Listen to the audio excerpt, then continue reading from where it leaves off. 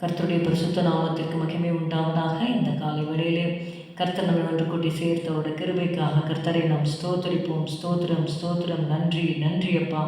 கர்த்தரை நானே காலமும் ஸ்தோத்தரிப்பேன். அவர் துதி எப்போதும் என் வாயில் இருக்கும். கர்த்தரை நான் எக்காலமும் ஸ்தோத்தரிப்பேன்.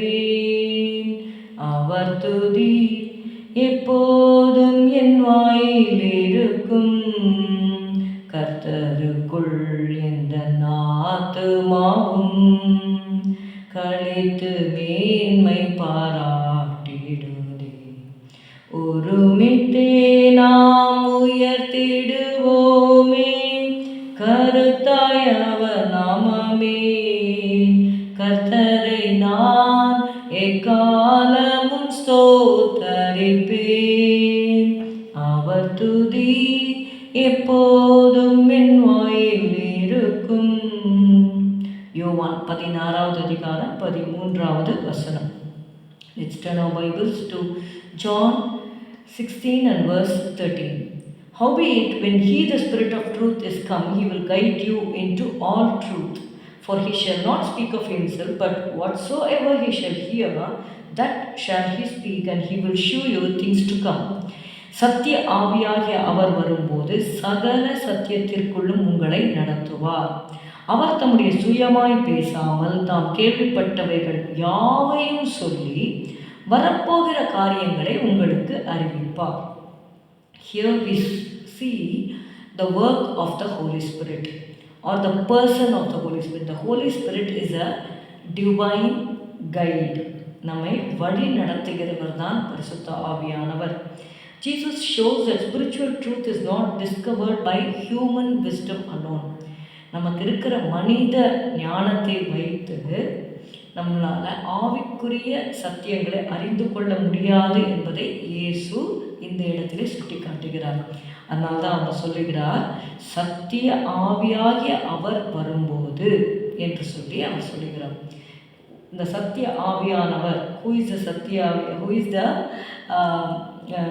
spirit of truth? Holy Spirit is the spirit of truth. அதனால் அந்த சத்திய ஆவியானவர் வரும்பொழுது, when the spirit of truth shall come, when he, the spirit of truth, is come, he will guide you into all truth. The Holy Spirit leads believers into deeper understanding of God's will and word. தேவனுடைய வார்த்தையிலும் தேவனுடைய சித்தத்தையும் நம்ம இன்னும் ஆழமாக புரிந்து கொள்ளும்படியாக பரிசுத்த ஆவியானவர் விசுவாசிகளை இன்னும் ஆழத்திலே நடத்துகிறார் என்று வாசிக்கிறோம். The Spirit glorifies Christ and not himself. பரிசுத்த ஆவியானவர் தன்னை உயர்த்தாமல் இயேசுவையே அவர் உயர்த்துகிறதை நம்ம பார்க்க முடியும். The Spirit speaks what he receives, revealing the unity within the Godhead and directing people towards Jesus. இயேசுவுக்கு நேராக பரிசுத்த ஆவியானவர் ஜனங்களை வழி நடத்துகிறத நம்ம பார்க்கணும். நம்முடைய வாழ்க்கையிலும் கூட we should always focus people towards Jesus. இயேசு கிட்ட வாங்க, இயேசு கிட்டக்க ஜெபம் பண்ணுங்க. we should never try to pull people towards us. ஏன்னா மனிதர்கள் கிட்டக்க நிறைய ஃப்ளாஸ் இருக்குது. But God is one who is perfect. முற்றிலும் பூரணமான தேவனிடத்தில் நம்ம ஜனங்களை வழிநடத்த வேண்டும். God prepares his people for what lies ahead. வரப்போகிற காரியங்களை உங்களுக்கு அறிவிப்பார். For he is the God of our future also. He will show you things to come. இனி வரப்போகிறது என்ன என்பதை காண்பிப்பார். அது காண்பிக்க வேண்டும் என்று அவருடைய சித்தம் இருக்கும்பொழுது காண்பிப்பார். சில வேளைகளிலே எப்படி நடத்துவார்னா, குருடரை அவர்கள் அறியாத வழியிலே நடத்தி என்று நம்ம வாசிக்கிறோம். அப்போ it shows it is the entirely at God's discretion. God gives his children wisdom, discernment and guidance for future challenges and purposes. இனி நாம் சந்திக்க போகிற சவால்கள், ஒரு பாடல் ஹிம்மில் நம்ம வாசிப்போம். இங்கிலீஷ் ஹிம்மில் வந்து ஒரு பாட்டுக்காரர் சொல்லிட்டுறாரு, hidden dangers near, so we don't know what danger lies ahead of us. இந்த உலகத்தில் அநேக ஆபத்துகள் நிறைந்த உலகமாக இது இருக்கிறது. இந்த கடைசி நாட்களில் நம்ம கேள்விப்படுகிற செய்திகள் எல்லாம் நீங்கள் பார்க்கும் பொழுது ஒரு பாதுகாப்பற்ற ஒரு நிலைமை, அப்படிப்பட்ட காரியங்கள் நடந்து கொண்டு இருக்கிறது. ஆனாலும் தேவன் கிருபையால் கர்த்தருடைய பிள்ளைகளையும் சரி மற்றவர்களையும் ஆண்டவர் பார்க்குறோம். நம்ம வந்து எல்லாருக்கும் தொழுது கொள்கிறவங்களுக்கும் தொழுது கொள்ள எல்லாருக்குமே அவர் என்ன பண்ணுறாருன்னா மழையை வர்ஷிக்க பண்ணுகிறார், சூரியனை உதிக்க பண்ணுகிறார்னு பார்க்குறோம். So God has been so merciful towards us. அதை நம்ம அறிந்து கொள்ள வேண்டும்.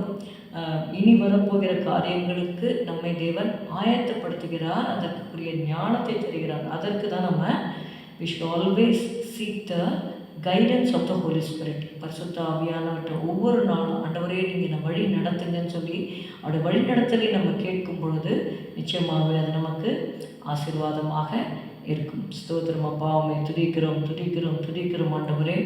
எங்களை நீர் வழி நடத்தும்படியாக பரிசுத்த ஆவியானவரை எங்களுக்கு நீர் கொடுத்திருக்கிறீர். நாங்கள் பரிசுத்த ஆவியானுடைய சத்தத்தை கேட்டு இன்னும் ஆழமாக ஆண்டவரே உடைய வார்த்தையும் உடைய சித்தத்தையும் நாங்கள் அறிந்து கொண்டு வரப்போகிற காரியங்களை குறித்த ஞானத்தோடு நாங்கள் நடந்து கொள்ள எங்களுக்கு கிருபை தாரும். இயேசுவின் நாமத்தில் பிதாவே, ஆமேன். என் ஆத்துமாவே கர்த்தரை ஸ்தோத்திரி, என் முழு உள்ளமே அவருடைய பரிசுத்த நாமத்தை ஸ்தோத்திரி. என் ஆத்துமாவே கர்த்தரை ஸ்தோத்திரி, கர்த்தர் செய்த சகல உபகாரங்களையும் மறவாதே. Good morning, have a good day. God plus.